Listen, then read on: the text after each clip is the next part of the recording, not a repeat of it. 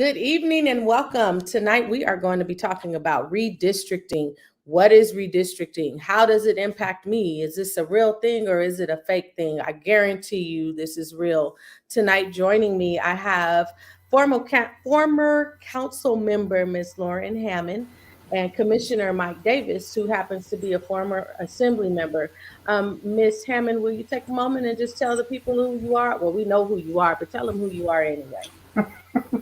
Hi, my name is Lauren Hammond. I'm a former council member with the City of Sacramento Council District 5, which was Oak Park, Curtis Park, Hollywood Park, a whole bunch of parks in the southern central section of town. Within that job, I sat on several joint boards and authorities like regional transit, air quality, and the like. And when I left council, I became a gambling control commissioner, and I did that for 6 years. But I've always had a small private consulting firm, and that's what I do now. And Awesome. Redistricting is my thing. I know, and I can't wait for everybody else to know how much of your thing it is because you have made it my thing. And I don't even know as much as you do, but this is now my thing. Commissioner, former Assembly member, Mr. Davis, give us a minute of who you are, and then we'll delve right into the conversation. Great. Thank you so much, Selena. It's an honor to be here today. I am a former state legislator for the 48th Assembly District, including the South Los Angeles area and University of Southern California.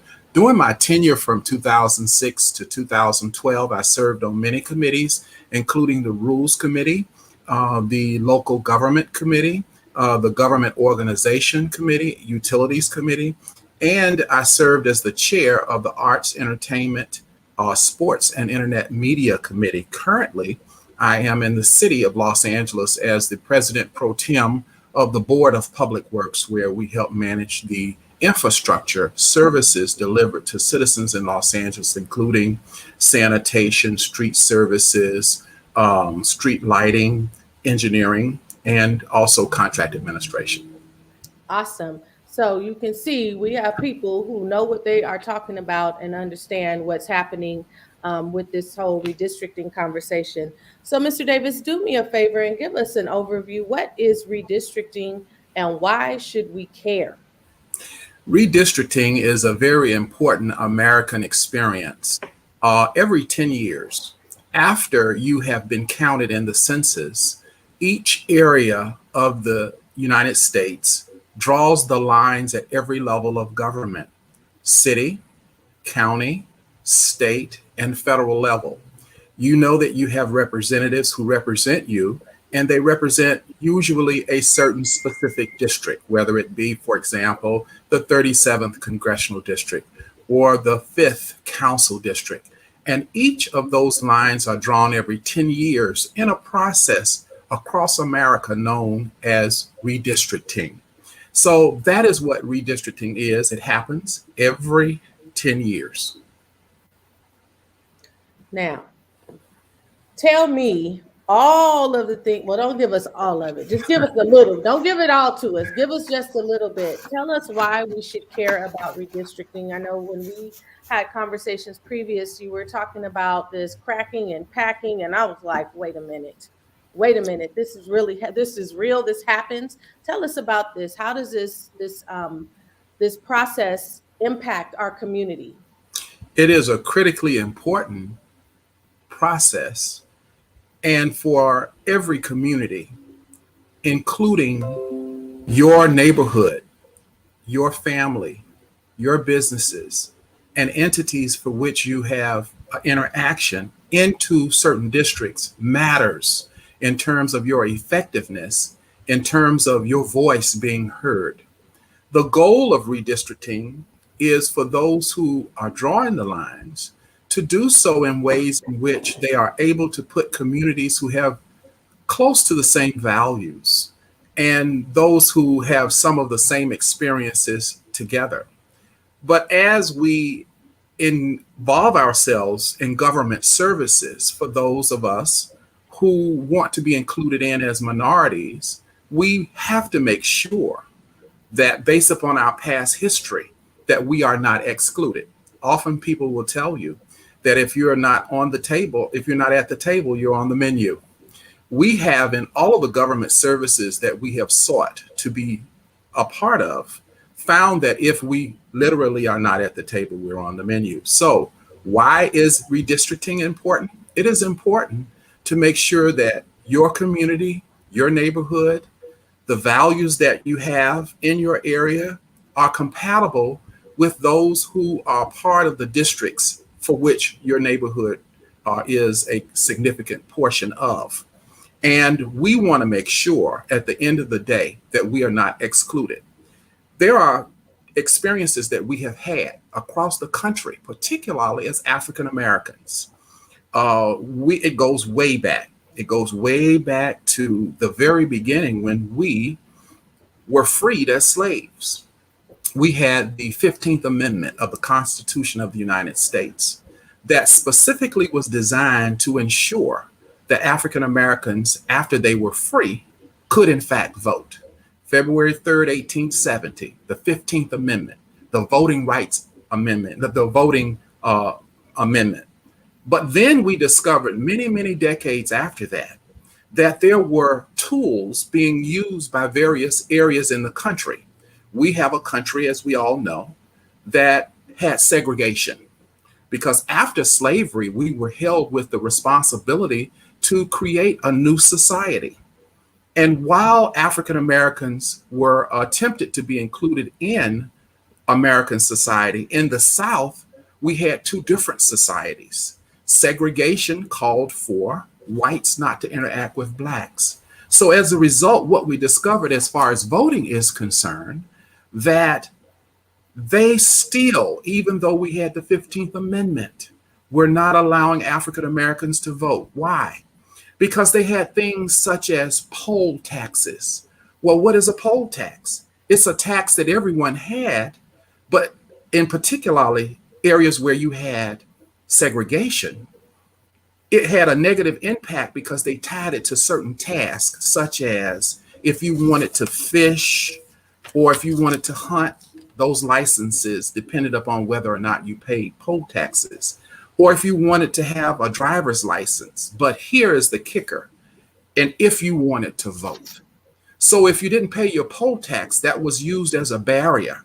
And certainly it most impacted African Americans in terms of in the South where there was segregation. African Americans discovered that they couldn't vote because of some poll tax for which maybe some did not have the money and others were unaware that it was due. The second tool that was used in our experience in our journey towards freedom was that they had something called literacy test, testing us to see allegedly how intelligent we were. So if they ask you, how many alphabets are there? And you said, there are 26 alphabets. They could do something such as oftentimes, tell me how many ice cubes are in this cup. And of course, you're not going to be able to tell me how many ice cubes are in this cup. Or another popular one was, tell me how many jelly beans, boy, is in this jar. So that then these were the kinds of tools in terms of literacy tests that were used that had negative adverse impact upon the ability of African Americans to vote. So why should we care about redistricting? And what were the experiences that we've had? We should care about redistricting because we have a right to vote. And we had to reinforce that right from the voting amendment, the 15th Amendment, to realizing on August the 6th, 1965, the Voting Rights Act from Congress. And of course, this was the highlight of Dr. Martin Luther King. And he was most proud to sign the Voting Rights Act that eliminated these additional things that came up that were not foreseen when we had the Voting Rights Amendment in 1870. So in 1965, we eliminated poll taxes. We eliminated literacy tests.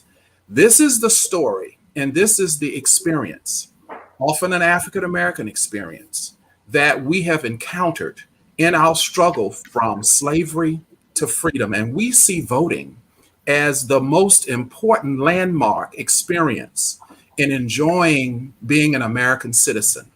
and enjoying being a part of this democracy. Thank you for that, Mr. Davis. Ms. Hammond, so tie this whole voting history together with redistricting. How did we get to the point where we're drawing lines every 10 years? How come the lines that were drawn 10 years ago don't suffice now?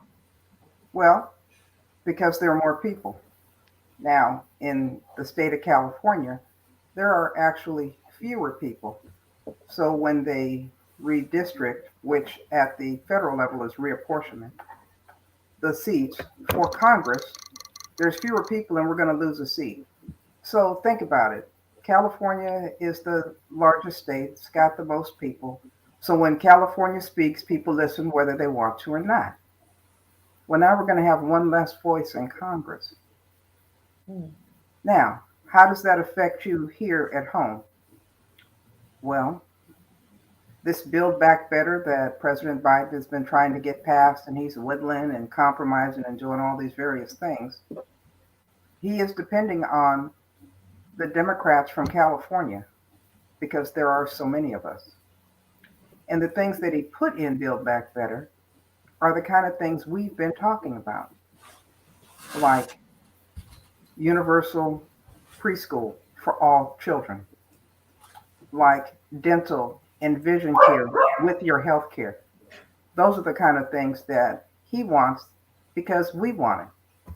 So why do we care about that here in Sacramento? Well, I'll give you an example of when I was a council member. In that decade, there had been a gerrymander, and gerrymander means when you draw the lines to split or stack, crack or pack a group of people. And we were unable to elect an African American to the Sacramento City Council because the line went down 24th Street. And back then, there were a whole lot of African Americans in the Meadowview area and Golf Course Terrace. Once we redrew the lines differently, Sam Pinnell was elected to Sacramento City Council. And although that wasn't at all what I wanted to do, I wanted to run for Board of Supervisors, I wound up running under those same lines in a different district 5 years later.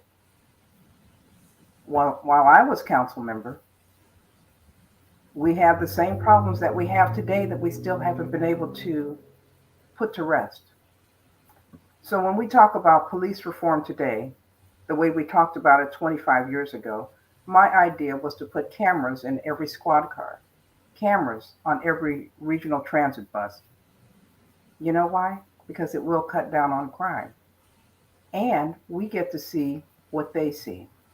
So today, we now have cameras worn by all the officers. And that's been done by a subsequent city council when there were 4 black guys on Sacramento City Council. So how does that impact you?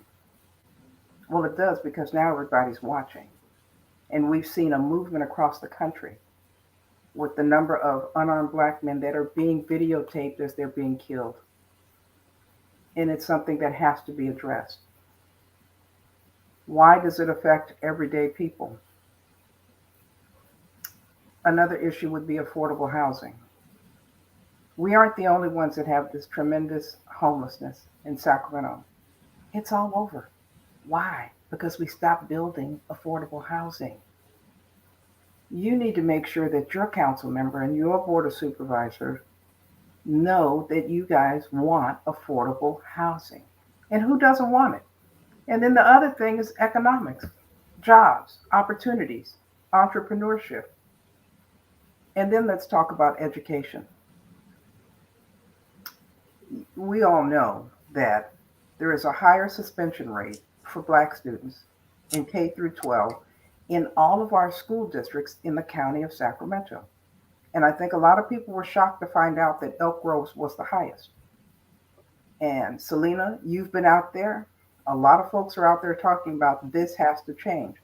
Well, you have to make sure that the person that represents you, that you vote for, understands what your needs are.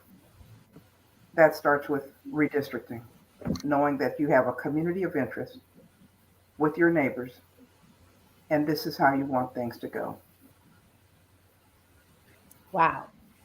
So for someone like me who is just getting into this conversation and just learning about redistricting, um, it seems to me, because I'm still kind of, I'm looking for an answer that that will kind of just make it plain. Like, I get, we got to have the people who are going to represent us, and redistricting is going to help with that. But if we are not involved in this conversation, what's at stake? What's at stake, Mr. Davis? Well, if we are not involved in this conversation, representation is at stake. Taxation, which we pay without representation, is a value that definitely does not or is not embraced. We want to make sure that those who are part of the society do have representation. And so it is important that we have inclusion in the redistricting process. Even when we look at the issue that we have less people, where are those less people emanating from? And what is our vision in terms of making sure that we have representative government? While we have less people does not mean that we don't, or that we want to exclude certain groups. We want to have representative government so that every community is represented to the possible extent that we can do it. This is what is at stake if we are not included in. You hear the term of diversity, equity, and inclusion. Nothing could be more reflective of how much that is important than in the redistricting process. If Ms. I Hammond? may, Yes, let me give you absolutely. let me give you an example. I was reviewing the State Redistricting Commission's visualizations. So those are their draft maps. And I looked at how they want to divide Sacramento and San Joaquin County. What does Elk Grove have in common with Stockton? Not a lot. But that's one of the visualizations. Another one has a assembly district that goes from most of the city of Sacramento all the way to Carmichael. Let's be real. What do people in the Parkway have in common with Carmichael? Not a lot. So if we're not vigilant about watching how these lines are drawn, we become irrelevant. And Dr. Davis is correct. It's not that there are fewer Black people, there are just so many more other people. So the Asian and Latino populations have exploded in the last 10 years. So our numbers grew, but only by 2%. Now, you know, and I know from watching protests throughout this pandemic that there are a whole lot of Black people out here. So they either weren't counted in the census, so they won't be counted during redistricting unless they make their voices heard. And when you have a protest, which becomes a part of the movement, that movement can only go so far if you can't get the elected people that you need to make those policy changes. That's what this is about. Now, I don't rap, I only half sing. So I can't make a song and dance about this to tell you how important it I was excited for a second. is. But we should care and we should voice our opinion. And in this instance, at the state, the county, and the city level, communities of interest, that is defined as a contiguous, it means it's continuing, it's connected for people. So, what would be your community of interest? Well, I would say the Swan Road Market Square, where vendors get to go every other week and ply their wares, and it's African centric. Another community of interest could be the grocery store that you go to, or the grocery store you can't go to because there's no grocery store in your neighborhood. and your council member or your supervisor haven't made it a priority because we didn't vote. Now, last year, 2020, the Meadowview area voted in numbers that have never been seen before because there were two dynamic candidates that ran and they went to every house. That's not going to happen often, but it should be the norm because that's how engaged we should be about who we vote for and who we choose to represent us versus them choosing who they're going to represent. And that is I would also add, Selena and Lauren, that our expectation of those who are fortunate enough to draw the lines is that they will draw lines in multicultural communities that have multicultural districts. And when we draw multicultural districts, regardless of whether that person is in the majority or in a minority, if he or she or any other candidate from any other minority group has the knowledge and skills and hits the issues that are critically important to that community, any one of those people and candidates can win. So that then when we get into this issue of our experience has been maps that crack, that divide minority communities in ways in which they are separate and cannot have influence in the districts where they exist. And so by cracking, for example, the African American community, we could crack them and put them in various three in every district so that in fact, together they will not have influence. And then the other issue would be if we pack them, if we put them all together in just one district, then they would not, in any multicultural setting, have influence in various districts because they live in areas where the lines have been drawn in a multicultural way. So my point today is that we have expectations of what those who draw the lines should be doing. They should be in a multicultural community, drawing multicultural districts so that every citizen can duly participate.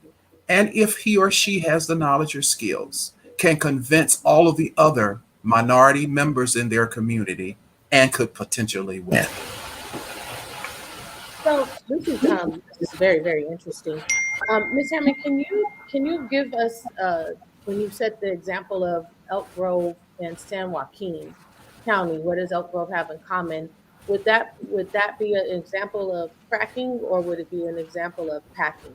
What are we separating Elk Grove from Sacramento? Like, tell me how this works, and what does it mean? What influence would Elk Grove have as a part of San Joaquin County?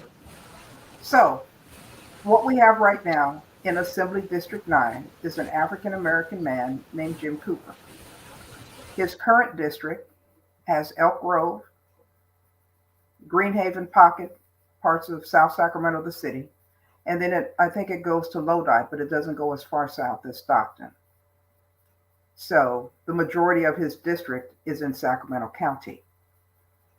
This dynamic would then be changed because Elk Grove becomes the top of the district, Stockton becomes the bottom of the district, and so the San Joaquin voters then become the majority of the voters, and their issues and their priorities will take precedence. So then Sacramento County actually loses an assembly member, even though technically they would still represent a small part of Sacramento County. One of the other ones, the Senate districts, like I said, splits the city of Sacramento in half and puts us with Carmichael. Now, I don't mind being associated with North Highlands, even Foothill Farms, but Carmichael is an extremely affluent community, and those folks really go do their shopping in Roseville. They don't come back to the city to do that. And so I think, again, we would lose influence. Why do people care about that? Well, it's like this. Assemblymember Kevin McCarty just released these millions of dollars that he's found to help the Lower American River Parkway. Now, we all know that there are a whole bunch of homeless people living in the lower American River Parkway. If that assembly member has to represent Carmichael, the money would be going to the upper portion of the American River Parkway. That's just one example. And Wow. I don't know if you would call that cracking or stacking. Let's keep in mind that both the city and the state have independent redistricting commissions, citizens that are picked at the state level by lottery. The city council did it through their ethics commission. The county supervisors are going to be voting on their own districts. And they have hired a firm that has specialized in Republican gerrymandering. Mr. Davis, I'm glad you said that. Mr. Davis, go ahead and unmute. Gerrymandering, I know when you were in the assembly, you authored a bill specifically about gerrymandering. So can you talk about that a little bit and how that feeds into this conversation? Sure. And I would like to say first, I would see the Cooper District as one with a concern of cracking, because it was a multicultural district where different minorities could, with the knowledge and skill, convince other minorities in that very district and win. Any minority can win. And when you have that, that's what we ideally are looking for. And to take that away is to crack it, is to crack that multicultural base so that you change it to something else. When I was in the state assembly, Selena, I had a discovery that people who are incarcerated are being counted in areas where they are incarcerated for the purpose of redistricting and not in the areas where they live. This was counterintuitive in terms of the existing state law, which required that anyone who is incarcerated, because the average sentence is usually 2 to 3 years, the average sentence is that, and people are, according to state code, to be counted where they live when they return, because it's a 10-year cycle.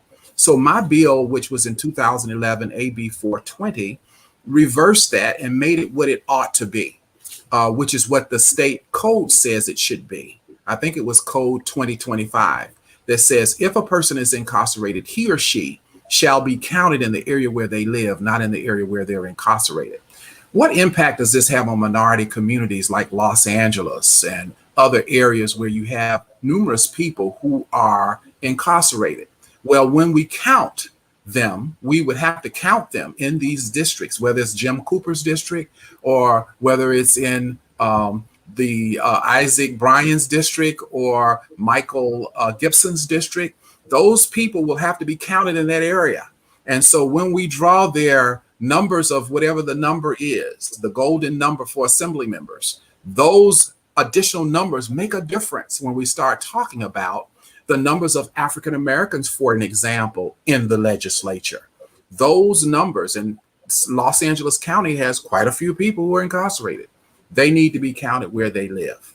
And it's true across the state. And I'm very proud that during my tenure, that Jerry Brown signed that bill. And in fact, they got those numbers before they began to do the redistricting this year. So that is the end of prison gerrymandering in California, and there are several other states in the United States for which we have a concern about ending gerrymandering in those states because of the negative impact it has on returning minorities to their legislature and to their Congress seats. Kudos to If you. I could just take the opportunity. We have 30 seconds, and so I'm going to let you have the last word and wrap us up. So, yes, take the opportunity. Mike, I want to thank you for doing that, because Yes. the prison in Susanville in Northern California, which does not have a lot of diversity, was very upset because each of those people represents federal dollars that was going into their community, and they were not happy to get it back. So I want to thank you personally. Thank you. Appreciate it. We've got a lot of work to do in our civic request to be included. And this is the time that we must focus. And this is the time we must communicate to make sure all of us remind each of us that we belong in this world together. and that we should be counted together and we should be included together in this governance. And so I'm very pleased to be here to have this conversation with both of you. And I hope that as a result of what we do today, we'll make a difference. Selena, thank you very much for this opportunity. I just want to thank you both for coming on and having this conversation. I know that we typically are not having these kinds of conversations in our community. It's not sexy until you get the wrong person and they're representing you and you're like, what are they doing? Or your child goes to a school and they are unfairly and disproportionately disciplined and you can't do anything about it because you weren't a part of the conversation. So my appeal to anybody who is watching this, pay attention to what's going on. I believe we're going to keep coming back and doing these 30-minute conversations just to give you a little more education so that you know what's happening, how it's going to impact you, how can you get involved, and how we can change our own trajectory. So with that, thank you both for joining us tonight. Thank everybody for watching, and we will see you next week. Thank you.